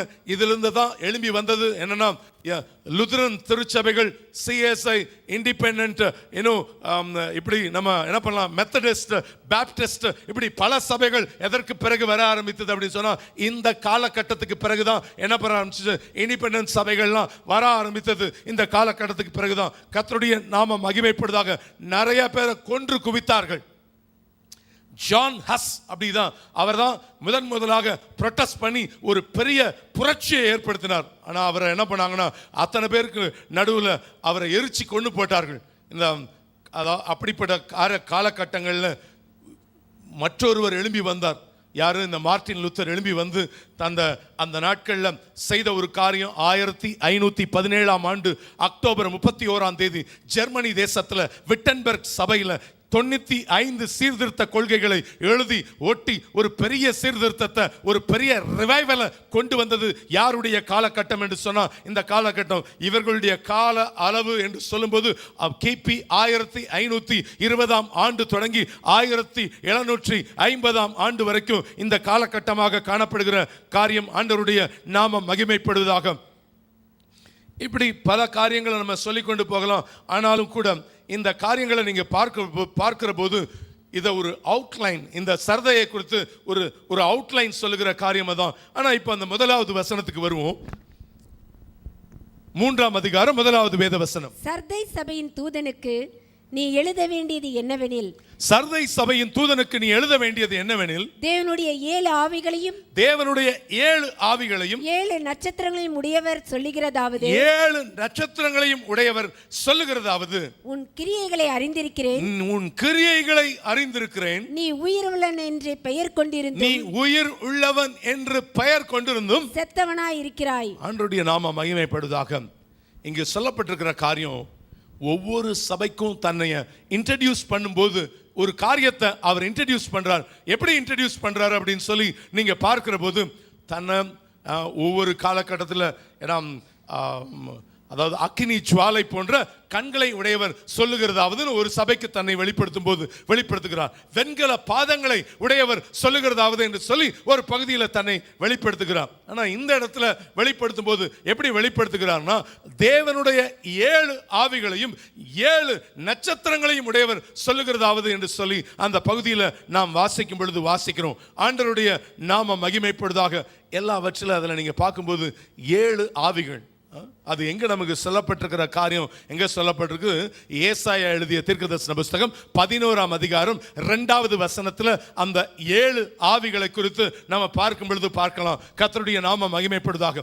ஏசாயா 11ஆம் அதிகாரம் 2வது வேத வசனம். ஞானத்தையும் உணர்வையும் அருளும் ஆவியும், ஞானத்தையும் உணர்வையும் அருளும் ஆவியும், ஆலோசனையும் பலனையும் அருளும் ஆவியும், ஆலோசனையும் பலத்தையும் அருளும் ஆவியும், அறிவையும் கர்த்தருக்கு பயப்படுகிறார், அறிவையும் கர்த்தருக்கு பயப்படுகிற பயத்தையும் அருளும் ஆவியுமாகிய கர்த்தருடைய ஆவியானவர் அவர் மேல் தங்கியிருப்பார். நல்ல கைகளை உயர்த்தி ஒரு அல்லேலூயா சொல்லுவோமா? நல்ல சத்தமா ஒரு அல்லேலூயா சொல்லுவோம். இந்த இடத்துல வாசிக்கும் பொழுது இந்த வசனத்துல அந்த 7 ஸ்பிரிட்ஸ் 7 ஆவியும் இந்த பகுதியில் நீங்க பார்க்கும் பொழுது பார்க்கலாம். என்ன சொல்லப்பட்டிருக்கிற காரியம், இந்த 7 ஆவியும் வாசிங்க. என்ன சொல்லப்பட்டிருக்கு? கர்த்தருடைய ஆவியானவர். அதுதான் நீங்க ஆங்கில வேதாகமத்தை நீங்க வாசித்து பார்க்கும் பொழுது the first அந்த வார்த்தை அப்படிதான் சொல்லப்பட்டிருக்கிற காரியம் தான். ஏசாயா 11ஆம் அதிகாரம் 2வது வேத வசனத்தின் ஆரம்பத்தை வாசிங்க. இல்ல ஆங்கிலத்தில் ஏசாயா 11ஆம் அதிகாரம் 2வது வசனத்தினுடைய ஆரம்பம் மாத்திரம். அப்போ சொல்லுங்க. The spirit of the Lord அப்படின்ற வார்த்தை என்ன பண்ணப்பட்டிருக்குது? சில மொழிபெயர்ப்புல எடுத்த உடனே அந்த வார்த்தை கர்த்தருடைய ஆவியானவர் அவர் மேல் தங்கி இருப்பார்னு கடைசியில முடியும் போது தமிழ் வேதாகமத்தில் முடியுது. பட் ஆங்கில வேதாகமத்தை நீங்க வாசித்து பார்க்கும்போது முதல்ல அந்த வார்த்தை சொல்லப்படுது, the spirit of the Lord is rest on him என்பதாக வேதத்தில் வாசிக்கிறோம். that's number 1, கர்த்தருடைய ஆவியானவர். 2வது ஞானத்தை அருளும் ஆவி. 3வது உணர்வை அருளும் ஆவி. 4வது ஆலோசனையை அருளும் ஆவி, ஐந்தாவது பலத்தை அருளும் ஆவி, ஆறாவது அறிவை அருளும் ஆவி, ஏழாவது கர்த்தருக்கு பயப்படுகிற பயத்தை அருளும் ஆவி என்று சொல்லி 7 காரியங்களை அந்த பகுதியில் நாம் வாசிக்கும் பொழுது வாசிக்கிறோம். ஆண்டவருடைய நாம மகிமைப்படுவதாக. இந்த 7 காரியங்களையும் நம்ம அதையும் விளக்குவோம் அப்படின்னு சொன்னா அது ஒரு பெரிய சப்ஜெக்ட். ஆனால் அதற்குரிய காரியங்களை நாம் தொடர்ந்து நாம் தியானிப்போம். கர்த்தர் உங்களுக்கு எனக்கு கிருபை தருவாராக. எல்லா காரியங்களையும் இந்த பரிசுத்த ஆவியானவருக்குள்ள நம்ம அதாவது நல்ல ஆவிக்குள்ள நிறைந்து நம்ம கடந்து போகும் பொழுது எல்லாவற்றையும் கொடுப்பா. உங்களுக்கு வேண்டிய ஞானத்தை தருவா, உங்களுக்கு வேண்டிய செயல்பாட்டை கத்த தருவா, உங்களுக்கு வேண்டிய உணர்வின் ஆவியை தருவா, டிசர்னிங் ஸ்பிரிட்டை கத்த தருவா, உங்களுக்கு வேண்டிய ஆலோசனையை கத்த தருவா, உங்களுக்கு எந்த காரியத்துக்கு கர்த்தரிடத்துல ஒரு பயம் ஏற்படணும் அந்த பயத்தை கத்த தருவா, உங்களுக்கு வேண்டிய இந்த காரியத்தை செயல்படுத்துவதற்கு வேண்டிய அறிவை கத்த தருவா. அதாவது the gift of knowledge and the gift of wisdom, அறிவை உணர்த்தும் வசனம், ஞானத்தை உணர்த்தும் வரங்களினால கர்த்தர் உங்களை என்னையும் நிரப்புவதற்கு அவர் போதுமானவராக இருக்கிறார். ஆண்டவருடைய நாம மகிமைப்படுவதாக. இப்படி நிறைய காரியங்களை அதை பத்தி நம்ம சொல்லும்போது சொல்லலாம். ஆனால் இதெல்லாம் வைத்திருக்கிறவர் 7 நட்சத்திரங்களையும் உடையவர் சொல்லுகிறதாவது, உன் கிரியைகளை அறிந்திருக்கிறேன். ஆண்டவர் சொல்லுகிற காரியம் பரிசுத்த ஆவியின் கிரியையானது வெளியரங்கமாக அது காணப்படுகிறது. அந்த பகுதியில் வாசிக்கும் பொழுது வாசிக்கிறோம், ஜனங்களுக்கு முன்பாக சுவிசேஷத்தின் ஒளி பிரகாசிக்கிறதாக நாம் வேதத்தில் பார்க்கும் பொழுது பார்க்கிறோம். கர்த்தருடைய நாம மகிமைப்படுவதாக. இப்படி 7 ஆவிகளையும் 7 நட்சத்திரங்களையும் உடையவர் சொல்லுகிற ஒரு காரியம் என்ன அப்படின்னு சொன்னா, எடுத்த உடனே ஆண்டவர் அந்த சபையை பார்த்து சொல்றாரு, இது மரித்த சபைக்கு அடையாளமாக காணப்படுகிறது. எப்படிப்பட்ட சபை இது சொல்லுங்க, என்ன சபை அது? மரித்த சபை அப்படின்னு சொல்லப்பட்டிருக்கிறது. மரித்த சபை, நீ உயிருள்ளவன் என்று பெயர் கொண்டிருந்தும் எப்படி இருக்கிற? செத்தவனாய் இருக்கிறாய். இன்னைக்கு கட்டடம் தான் சர்ச் இல்லை. நிறைய தடவை நம்ம சொல்கிற காரியம் அது. சபை என்பது யாரு? நீங்களும் நானும். நம்முடைய சபை இன்னைக்கு உயிரோடு இருக்குதா? இந்த சபை இல்லை செத்த சபையாய் காணப்படுதா? நம்மை நாம் பார்த்து கேட்க வேண்டிய கேள்வி அதுதான். ஆண்டவருடைய நாம மகிமைப்படுவதாக. இந்த நாட்களிலும் எத்தனை தேவனுடைய பிள்ளைகள் இப்படிப்பட்டவர்களாக காணப்பட்டு கொண்டிருக்கிறார்கள்? எல்லா காரியங்களும் நம்மை நாம் ஆராய்ந்து பார்ப்போம். பவுல் தீமோத்தேயுக்கு எழுதும்போது என்ன சொல்றாரு அப்படின்னு சொன்னா, அவர்கள் தேவ பக்தியின் வேஷம் தரித்து தேவனுடைய வல்லமையை மறுதலிக்கிறவர்களாக இருக்கிறார்கள் என்று சொல்லி வேதத்தில் வாசிக்கும் பொழுது வாசிக்கிறோம். நீ என்ன பண்ணியிருக்கிறப்பா? வேஷாதாரியா சுத்திக்கிட்டு இருக்கிற. அவர்கள் தேவ பக்தியின் வேஷம் தரித்து என்று சொல்லி அந்த பகுதியில் வாசிக்கிறோம். இது நமக்கு ஒரு எச்சரிப்பு. எங்க சொல்றாருன்னா, பவுல் தீமோத்தேயுக்கு எழுதும்போது, அதாவது பவுல் தீமோத்தேயுக்கு எழுதின 2வது நிருபத்தில் நீங்க பார்க்கும் பொழுது 3ஆம் அதிகாரம் 5வது வசனத்தை வாசித்து பாருங்கள். 2 தீமோத்தேயு 3:5. தேவ பக்தியின் வேஷத்தை தரித்து, தேவ பக்தியின் வேஷத்தை தரித்து அதன் பலனை மறுதலிக்கிறவர்களாயும் இருப்பார்கள். அதனுடைய பலனை மறுதலிக்கிறவர்களாயும் இருப்பார்கள். அவர்கள் அதை மறுதலிக்கிறவர்களாக இருப்பார்கள் என்று சொல்லி அந்த பகுதியில் வாசிக்கிறோம். அவர்கள் தேவ பக்தியின் வேஷம் தரித்து தேவனுடைய வல்லமையை மறுதலிக்கிறவர்களாக இருக்கிறார். இங்கே கவனிங்க, பார்க்கலாம், எல்லாரும் கவனிங்க, நல்லா கவனிங்க, ஒரு நிமிஷம் கவனிங்க. அப்பதான் சொல்லுகிற காரியம் அது புரிவதற்கு எதுவாக இருக்கும். அதான் அவுட்வேர்டா பார்க்கும்போது முதல்ல சொன்ன காரியத்தை மறுபடியும் சொல்கிறேன். வெளியிலிருந்து பார்க்கும்போது மிக மிக மிக பக்தி வைராக்கியம் உள்ள ஒரு சபையை போல என்ன பண்ணுது? காட்சி அளிக்குது. அங்கே அடிக்கிற லைட்டை பார்க்கும்போது, அடிக்கிற மியூசிக்கை பார்க்கும் பொழுது, செய்கிற கூத்தெல்லாம் பார்க்கும்போது இது போல ஒரு பக்தி வைராக்கியம் அப்படின்னு சொல்ற அது நிறைய பேருக்கு என்ன பண்ண. அதனால தான் முதல்ல சொன்ன நினைப்பு என்ன பண்ணுது? பொழப்ப கெடுக்குதுன்னு. அப்படித்தான் வெளியிலிருந்து பார்க்கும்போது இதுதான் பக்தி வைராக்கியம் என்று சொல்லுகிறது போல என்ன பண்ணுவாங்கன்னா, இன்னைக்கு காட்சி அளிக்கிற பல காரியங்கள் காணப்படுது. மிகவும் உற்சாகமாக கிரியை செய்கிற சபை என்று பார்க்கிறார்கள். ஆனா அந்த சபையை குறித்து அதிகமாக மெச்சிக்கொண்ட அந்த சபையின் அங்கத்தினரானவர்கள் கிரியை செய்கிறவர்களாக இருக்கிறவர்கள் என்று சொல்லுகிறவர்கள். ஆனா இவங்களை போல அப்படின்னு எல்லாருமே சொல்லிக்கிட்டு இருக்கிறாங்க. ஐயோ, இந்த சர்ச்சை பாருங்க பிரதர், இதை பாருங்க பிரதர்னு சொல்லுகிற அந்த சபை அப்படின்னு சொல்லுகிற காரியம். ஆனா மற்றவங்க எல்லாம் அது உயிர் உள்ளதுன்னு சொல்லிக்கிட்டு இருக்கிறாங்க. ஆனா மேல ஒருத்தர் சொல்றாரு, அது உயிரோட இல்லை. எப்படிப்பட்ட சபை அது? செத்த சபை. பக்கத்துல பார்த்து சொல்லுங்க, ஜாக்கிரதையா இருங்க பிரதர், சிஸ்டர், ஜாக்கிரதையா இருங்க. தேவன் சபைக்கு உள்ளாக கண்ணோக்கி பார்க்கிறார். வெளியில வேர்டை பார்க்கல, அங்க இருக்கக்கூடிய இந்த ஸ்ட்ரக்சரை பார்க்கல. ஆண்டவர் என்ன பண்றாருன்னா இந்த இந்த அதாவது கட்டடமாக இருக்கட்டும் இல்ல இந்த அவுட்வேர்டா இருக்கட்டும், ஆனா ஆண்டவர் பார்க்கறது என்ன அப்படின்னு சொன்னா என் உள்ளான மனிதனை கர்த்தர் பார்த்து கொண்டிருக்கிறார். எல்லாவற்றின் மத்தியில தேவன் அதை தான் கர்த்தர் எதிர்பார்க்கிற காரியம். அதுதான் ஆண்டவருடைய நாம மகிமை. இருதயத்தில் செத்தவர்களாக இருக்கிற அங்கத்தினர் இருக்கிற சபையில தேவன் பிரியமுள்ளவர்களாக இல்லை என்று சொல்லி வேதத்தில் பார்க்கும் பொழுது பார்க்கிறோம். ஆண்டவருடைய நாம மகிமைப்படுவதாக.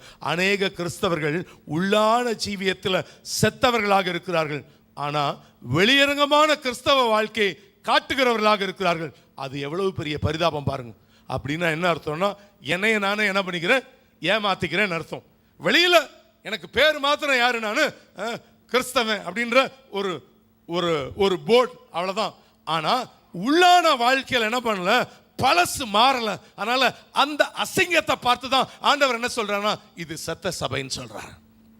அதனால ஆண்டவர் சொல்றார், சாகிறதற்கு ஏதுவா இருக்கிறவர்கள் என்ன பண்ணு, ஸ்திரப்படுத்து. கமான், ஸ்டியர் அப், எழும்பு.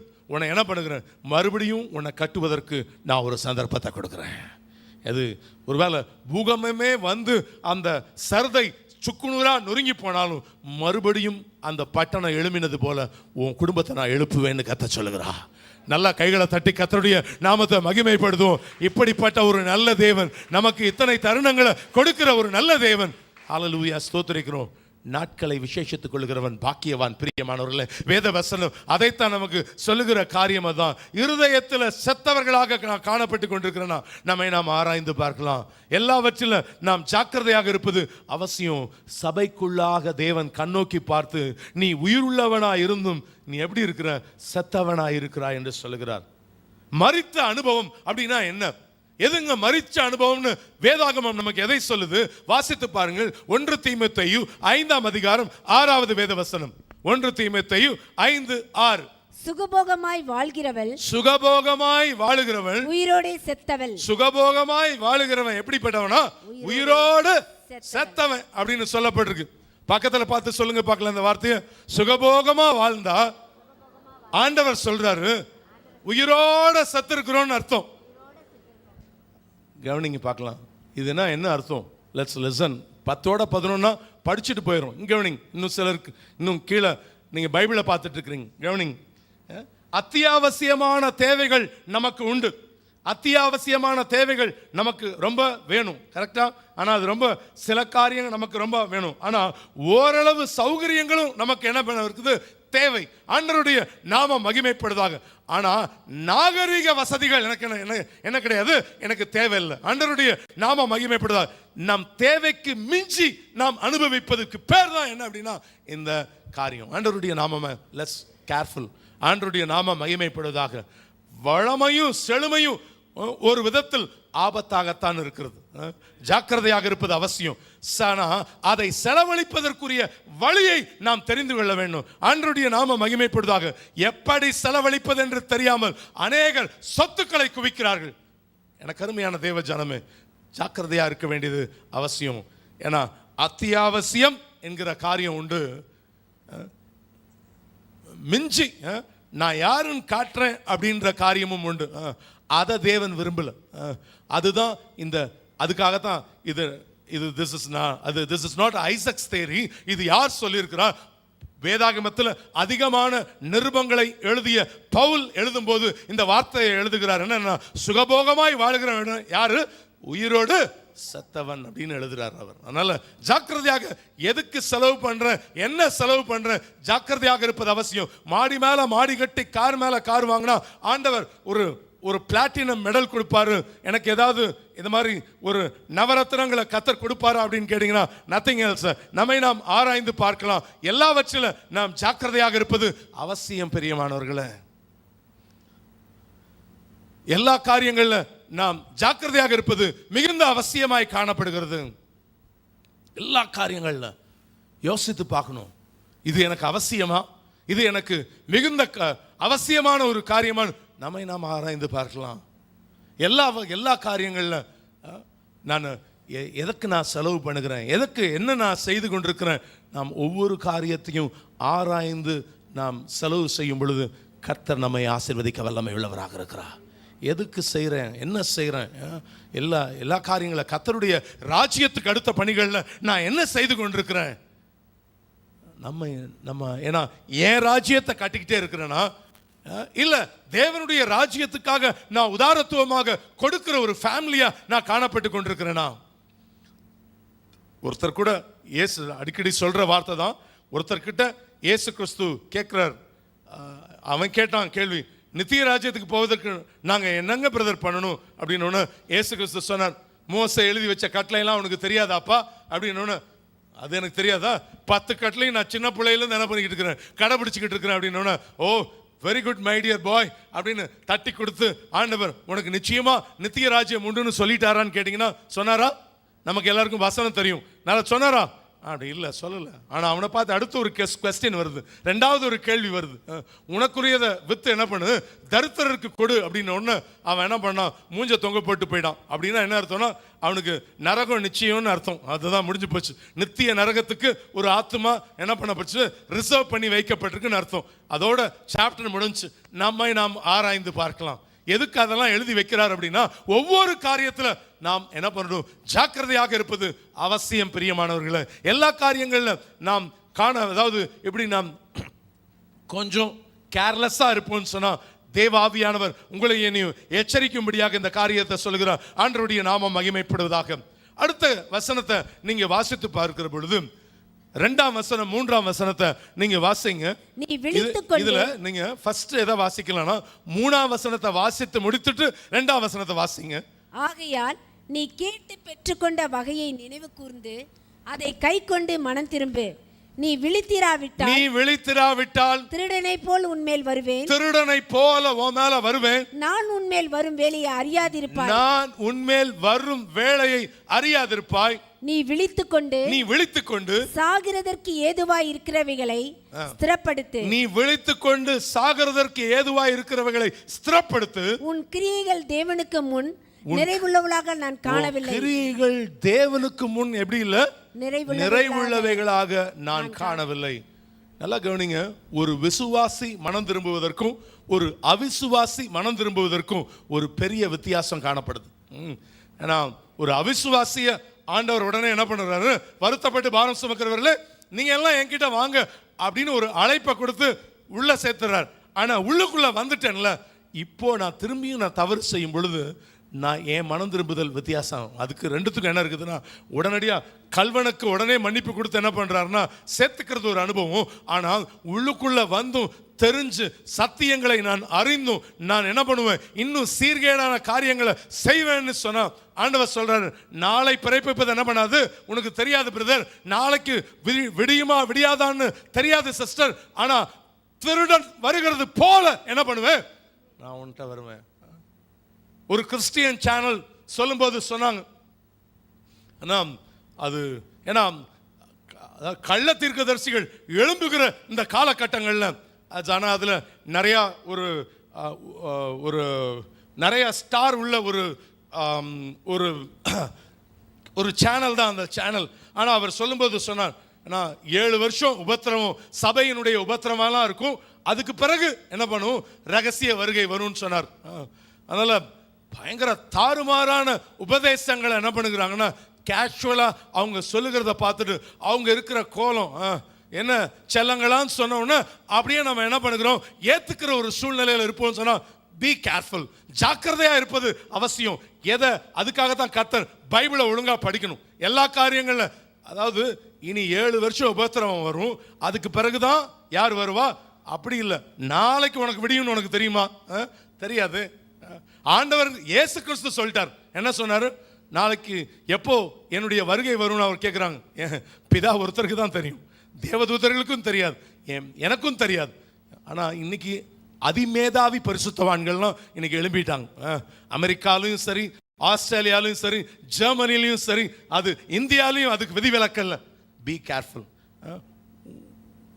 உப்பு சப்பு இல்லாத ப்ரோக்ராமை பார்த்து நாசமாக போகிறத விட இதை எடுங்க.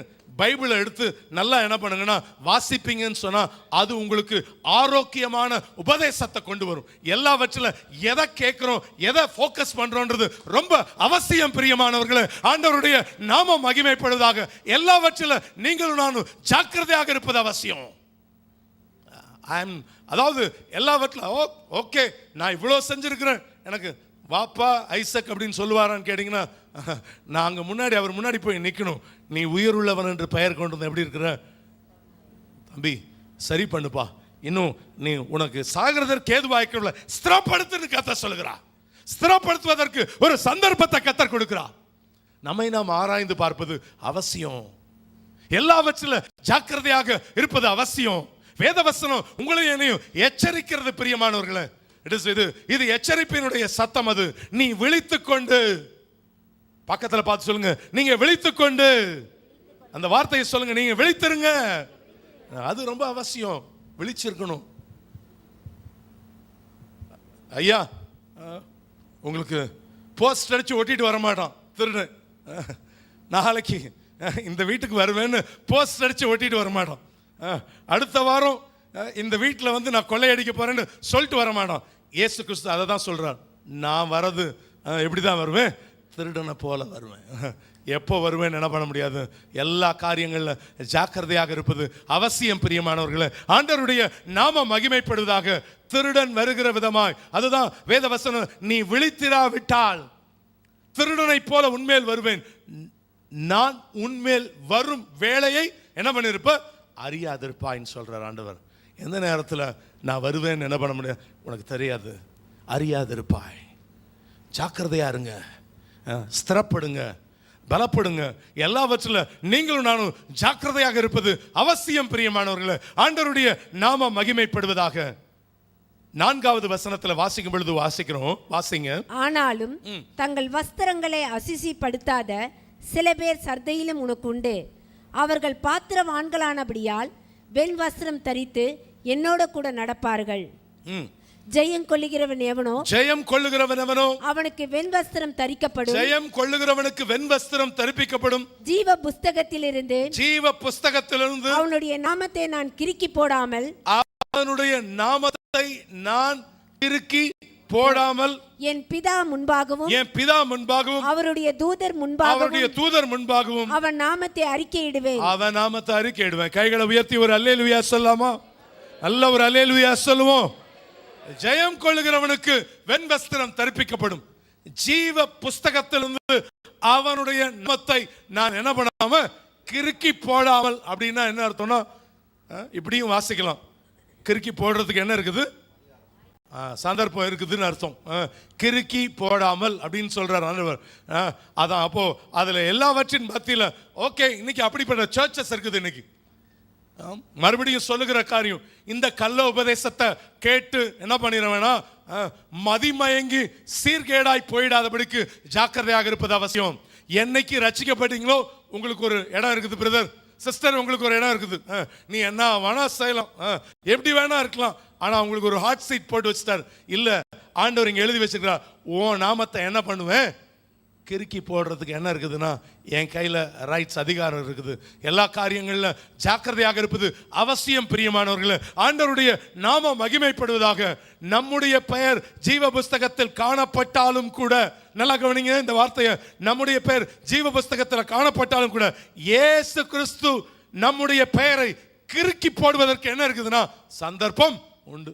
அதான் சொல்லப்பட்டிருக்கு. அப்போ கிறுக்கி போட கூடாது என் பேரை. இவ்வளோ காலம் வாழ்றது ஒரே ஒரு காரியம்தான். பல காரியங்களில் சாக்ரிஃபைஸ் வாழ்ந்துக்கிட்டு இருக்கிறேன். பல காரியங்களில் எத்தனையோ பாடுகள், உபத்திரவங்களின் மத்தியில் நான் ஒரே ஒரு காரியம், என் பேரை கிறுக்கி போடக்கூடாது.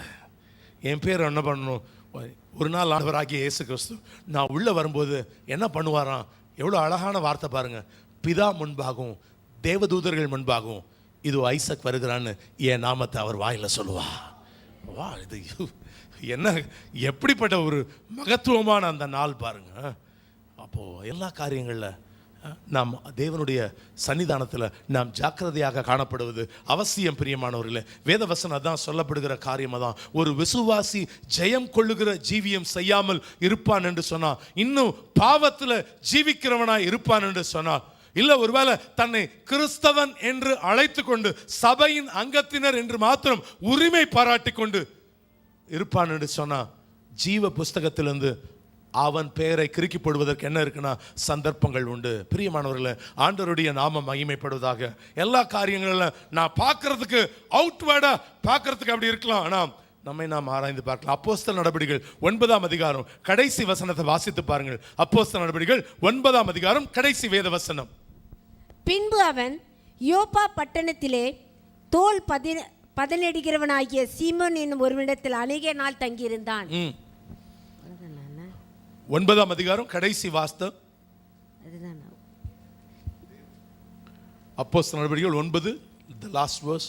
பின்பு அவன் யோப்பா பட்டணத்திலே தோல் பதனடிக்கிறவனாகிய சீமோன் என்னும் ஒருவனிடத்தில் அநேக நாள் தங்கியிருந்தான். அப்போ இங்க நான் அந்த வசனத்தை இன்னும் அதிகமா விளக்குவதற்குரிய டைம் இல்லை, பட் இருந்தா கூட அதுல சொல்லுகிற காரியம் கவனிங்க பார்க்கலாம். இங்க ஒரு வார்த்தை நம்ம பார்க்கும்பொழுது பார்க்குறோம், ரூபா நோட்டுகளை பார்க்கும் பொழுது ஒரிஜினல் நோட்டும் இருக்கும், டூப்ளிகேட்ஸும் இருக்கும். நம்ம கையில் டூப்ளிகேட் நோட்டு இருக்குதுன்னா என்ன பண்ண முடியாதுன்னா அவ்வளோ சீக்கிரத்தில் கண்டுபிடிக்கிறது ரொம்ப கஷ்டம். இது டூப்ளிகேட்டாக ஒரிஜினலான்னு கண்டுபிடிக்கிறது. ஆனால் இங்கே பேங்க் மேனேஜர்லாம் உட்காந்துருக்கிறார், அவங்க கையில் வச்சவொன்னே என்ன பண்ணிடுவாங்கன்னா கண்டுபிடிச்சிருவாங்க. நம்ம கைக்கு தான் அது எப்படி இருக்கும்னா பார்க்கறதுக்கு அதே நோட்டு மாதிரி இருக்கும், பக்காவாக இருக்கும். அந்த நோட்டை பார்க்கறதுக்கு டூப்ளிகேட்டுன்னு சொல்கிறதுக்கு என்ன பண்ண முடியாது, அப்படியே அச்சு அசலாக அப்படியே காணப்படும். அப்படித்தான் என்ன பண்ணுவோம், உலகத்தின் பார்வையில் கிறிஸ்தவன் என்கிற போர்வையில் நான் அச்சு அசலா ரொம்ப பியூட்டிஃபுல்லா அலங்காரமா ரொம்ப அதாவது யோசிக்க முடியாத அளவுக்கு மார்வலஸா இருந்தா கூட ஆண்டவர் சொல்றாரு இது ஒரிஜினல் இல்லப்பா, இது யாரு, இது டூப்ளிகேட். பக்கத்தில் பார்த்து கேளுங்க, நீங்க ஒரிஜினலா டூப்ளிகேட்டா? கொஞ்சம் ஜாக்கிரதையா இருங்க, ஜாக்கிரதையா இருப்பது அவசியம். நம்ம ஒரிஜினல், அதனால தான் அக்மார்க் முத்திரையா இருக்கணும்னு ஆண்டவர் விரும்புகிறார். அப்படி இருக்கணும்னு நினைக்கிறவங்களாம் அப்படி எழுப்பி நிற்கலாமா? ஹல்லேலூயா, கர்த்தருடைய நாமம் மகிமைப்படுவதாக. எல்லா நிலைகளில் கர்த்தர் நம்மை ஆசீர்வதிப்பதற்கு அவர் வல்லமை உள்ளவராக இருக்கிறார். எல்லா காரியங்களும் இன்னைக்கு நம்முடைய காது செவி கொடுக்காத ஒரு காதாக இருக்க வேண்டாம், அன்பு கூறாத ஒரு இருதயமாக இருக்க வேண்டாம், கனி இல்லாத ஒரு வாழ்க்கையாக நம்முடைய வாழ்க்கை நம்முடைய வாழ்க்கை அப்படி இருக்குன்னு சொன்னா கர்த்தர் நம்மிடத்துல கணக்கு கேட்பார். எல்லா காரியங்களில் பலருடைய அன்பு தனிந்து போகும், குளிர்ந்து போகும்னு இயேசு சொல்லும்போது சொல்லுகிறார். எனக்கு எல்லா காரியங்களில் இன்னைக்கு நமக்கு ஒரே ஒரு வார்த்தை, விழித்திருங்கள்னு ஆண்டவர் சொல்லுகிற காரியம். எல்லா காரியங்களில் நம்மை நாம் ஆராய்ந்து பார்க்கலாம். ஹல்லேலூயா, ஸ்தோத்திரிக்கிற தகப்பனே. எல்லா காரியங்களும் ஆண்டவர் உம்மை பிரதிபலிக்க எனக்கு கிருபையை கொடுங்கன்னு சொல்லுங்க. கர்த்தர் கிருபையை தேவன் தருவதற்கு அவர் போதுமானவராக இருக்கிறார். ஹல்லேலூயா, ஸ்தோத்திரிக்கிறோம் தகப்பனே. கைகளை உயர்த்தி ஒரே ஒரு விஷயம், ஹல்லேலூயா, நல்ல கரங்களை உயர்த்துவோம். We lift up our hands. அன்பின் ஆவியானவரே, விலையேற பெற்றவரே, எனையாளும் பரிசுத்தரே, நன்றி ஐயா. அன்பின் ஆவியானவரே, விலையேற பெற்றவரே, எனையாளும் பரிசுத்தரே, நன்றி ஐயா. ஒரு மகிமையின் மேகம் இந்த இடத்தை மூடுதே, ஒரு மகிமையின் மேகம் என் ஜனத்தை மூடுதே, ஒரு மகிமையின் மேகம் இந்த இடத்தை மூடுதே, ஒரு மகிமையின் மேகம் என் ஜனத்தை மூடுதே. விலகாத மேகம் நீர், முன் செல்லும் மேகம் நீர், விலகாத மேகம் நீர், முன் செல்லும் மேகம் நீர்.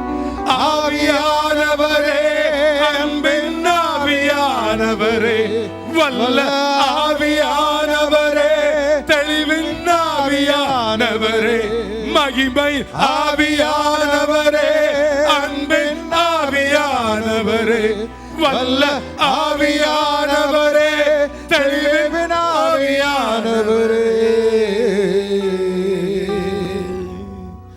உங்க வலது கையை நல்லா உயர்த்தி சொல்லுவோம். உங்க கைகளை நன்கு உயர்த்துவோம். ஆண்டவரை பார்த்து சொல்லுங்க. வெறும் பேச்சா இருக்கக்கூடாது. ஏன் வெறும் வார்த்தைகளை நான் ஒரு கிறிஸ்தவனா இருக்கக்கூடாது. ஒவ்வொரு காரியத்துல என் உயிரோடு கூட நீங்க கலந்துருக்கணும். அந்த வார்த்தையை உண்மையா சொல்லுங்க பார்க்கலாம். என் பேச்சில, என் மூச்சில, என் சொல்லுல, என் செயலில கலந்து இருக்கீங்க.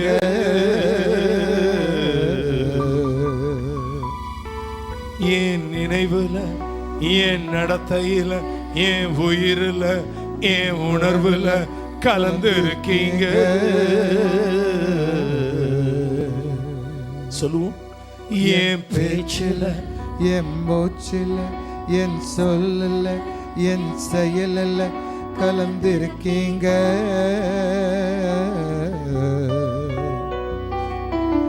என் நினைவுல, என் நடத்தையில, என் உணர்வுல, என் உயிரில கலந்து இருக்கீங்க. ஒரு மகிமையின் மேகம் இந்த இடத்தை மூடுதே. ஒரு மகிமையின் மேகம் என் ஜனத்தை மூடுதே. ஒரு மகிமையின் மேகம் இந்த இடத்தை மூடுதே. ஒரு மகிமையின் மேகம் என் ஜனத்தை மூடுதே. விலகாத மேகம் நீ, முன் செல்லும் மேகம் நீ. விலகாத மேகம் நீ, முன் செல்லும் மேகம் நீ.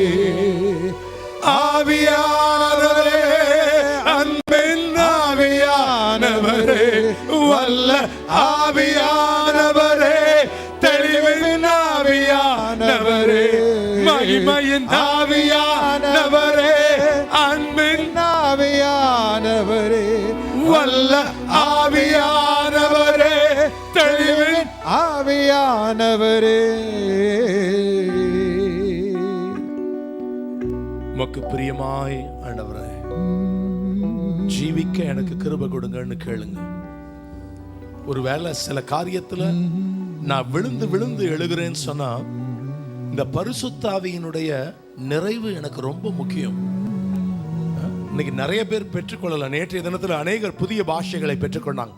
அநேகருக்கு புது ஆண்டவர் பரிசுத்த ஆவியினுடைய அபிஷேகத்தை பெற்றுக்கொள்ள கர்த்தர் சிலருக்கு கிருபையை கொடுத்தார். ஆனா இன்னைக்கு நீங்க வாங்க, இன்னைக்கு குடும்பத்தோட வாங்க. உங்களுடைய இது யாருக்கோ நடக்கிற ஒரு நிகழ்வு அல்ல. இது ஒரு அழகா எக்ஸ்பிளைன் பண்ணாங்க நேற்றைய தினத்துல. ஹல்லேலூயா, ஸ்தோத்திரிக்கிற பாஸ்டர் லெனார்ட் அவர்கள். தொடர்ந்து இந்த நாள்ல நீங்க வருவீங்கன்னு சொன்னா நிச்சயமாக நமக்கு ஒரு பெரிய ஆசீர்வாதத்தை கொண்டு வரும். உங்க சொசைட்டில கர்த்தர் உங்களை ஒரு வல்லமையான கருவியாக உங்களை உபயோகப்படுத்த போகிறார். கனி இல்லாத ஒரு வாழ்க்கையை நான் கடந்து போகக்கூடாது. பார்க்கறதுக்கு அழகான ஒரு அத்தி மரமா இருக்கும்னு சொன்னா ஆண்டவராக இயேசு சபிச்சுட்டு போயிட்டார். அது அவ்வளவுதான். இன்னைக்கு ஒரு நாள் நான் காணப்படாம போயிடக்கூடாது. ஒரு ஃபேக் கிறிஸ்டியனா இருந்து என் வாழ்க்கையில் அர்த்தம் இல்லாம போயிடக்கூடாது. கனி கொடுக்கிற ஒரு வாழ்க்கை, நான் இருக்கிற பகுதிகளில், நான் இருக்கிற தெருவில், நான் வேலை செய்கிற இடத்துல, நான் படிக்கிற இடத்துல ஆண்டவரே என் பேச்சு, என் மூச்சு நமக்கு சாட்சியா இருக்கட்டும்ன்ற ஒரு அர்ப்பணிப்போடு இந்த இடத்த விட்டு நம்ம கடந்து போவோம். ஹல்லேலூயா. பாஸ்டர் அவர்கள் ஜெபித்து ஆசீர்வாதத்தை கூறி முடிப்பார்கள். இன்றைக்கு மாலை சரியாக 5 மணிக்கு நீங்க வாங்க. பாஸ்டருக்காக ஜெபித்து தொடர்ந்து நாம் இந்த பரிசுத்த ஆவியினுடைய அபிஷேக ஆராதனைக்கு நேராக நாம் கடந்து போக போகிறோம். Over to pastor Lenard.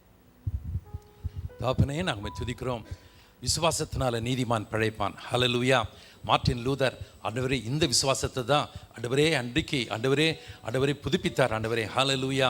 இன்னைக்கு விசுவாசத்தினால நாங்கள் பிழைப்போம் ராஜா. இன்னைக்கு எங்களுக்கு கொடுத்துருக்க பரிசுத்த ஆவியானவருக்காக உங்களுக்கு நன்றி ராஜா. செத்த நிலைமைகளை எங்கள் வாழ்க்கையில் மாற்றி தந்து ராஜா. ஆண்டவரே உமக்குள்ள ஜீவன் உள்ளவர்களாய் வாழும்படியாய் உடைய வருகையில் எங்களை ஆயத்தப்படுத்த ராஜா. ஆண்டவரே ஆம சுவாமி, உடைய வருகைக்கு ஒரு முத்திரையாய் எங்கள் வாழ்க்கையில் இங்கே தந்திருக்க அபிஷேகத்தை பிள்ளைகள் பெற்றுக்கொள்ளணும் ராஜா. அதன்படியில் நடக்கணும். அவர் எங்களோடு கூட பேசுகிறவர், எங்களோடு கூட இடைப்படுகிறவர் ராஜா. இந்த கால்வெளியில் அபிரவிதமாய் ராஜா உடைய பிள்ளைகள் மேலே ஊற்றும்படியாக நான் ஜெபிக்கிறேன் ராஜா. ஆமாப்பா, உடைய வல்லமை பேசிட்டோம், வழிநடத்திட்டோம் சுவாமி. மகிமையான காரியங்களை கத்த செய்து மகிமைப்படும்படியாக ஜெபிக்கிறோம், அர்ப்பணிக்கிறோம். காத்துக்கொள்ளுங்க. செத்த நிலைமைகள் எங்கள் வாழ்க்கையிலிருந்து மாறட்டு சுவாமி. அடுவேறு உயிரிழர்களாய் எங்கள் வாழ்க்கையில் எங்களை பார்க்கிறவங்க, எங்களுக்கு இருக்கிற இயேசு பெரியவர் என்பதை பார்க்கும்படியாய் உதவி செய்யும்படியாக ஜெபிக்கிறோம். மகிமைப்படுங்க, காத்துக்கொள்ளுங்க. இயேசுவின் மூலம் ஜெபம் கேளும் நல்ல பிதாவே, ஆமென்.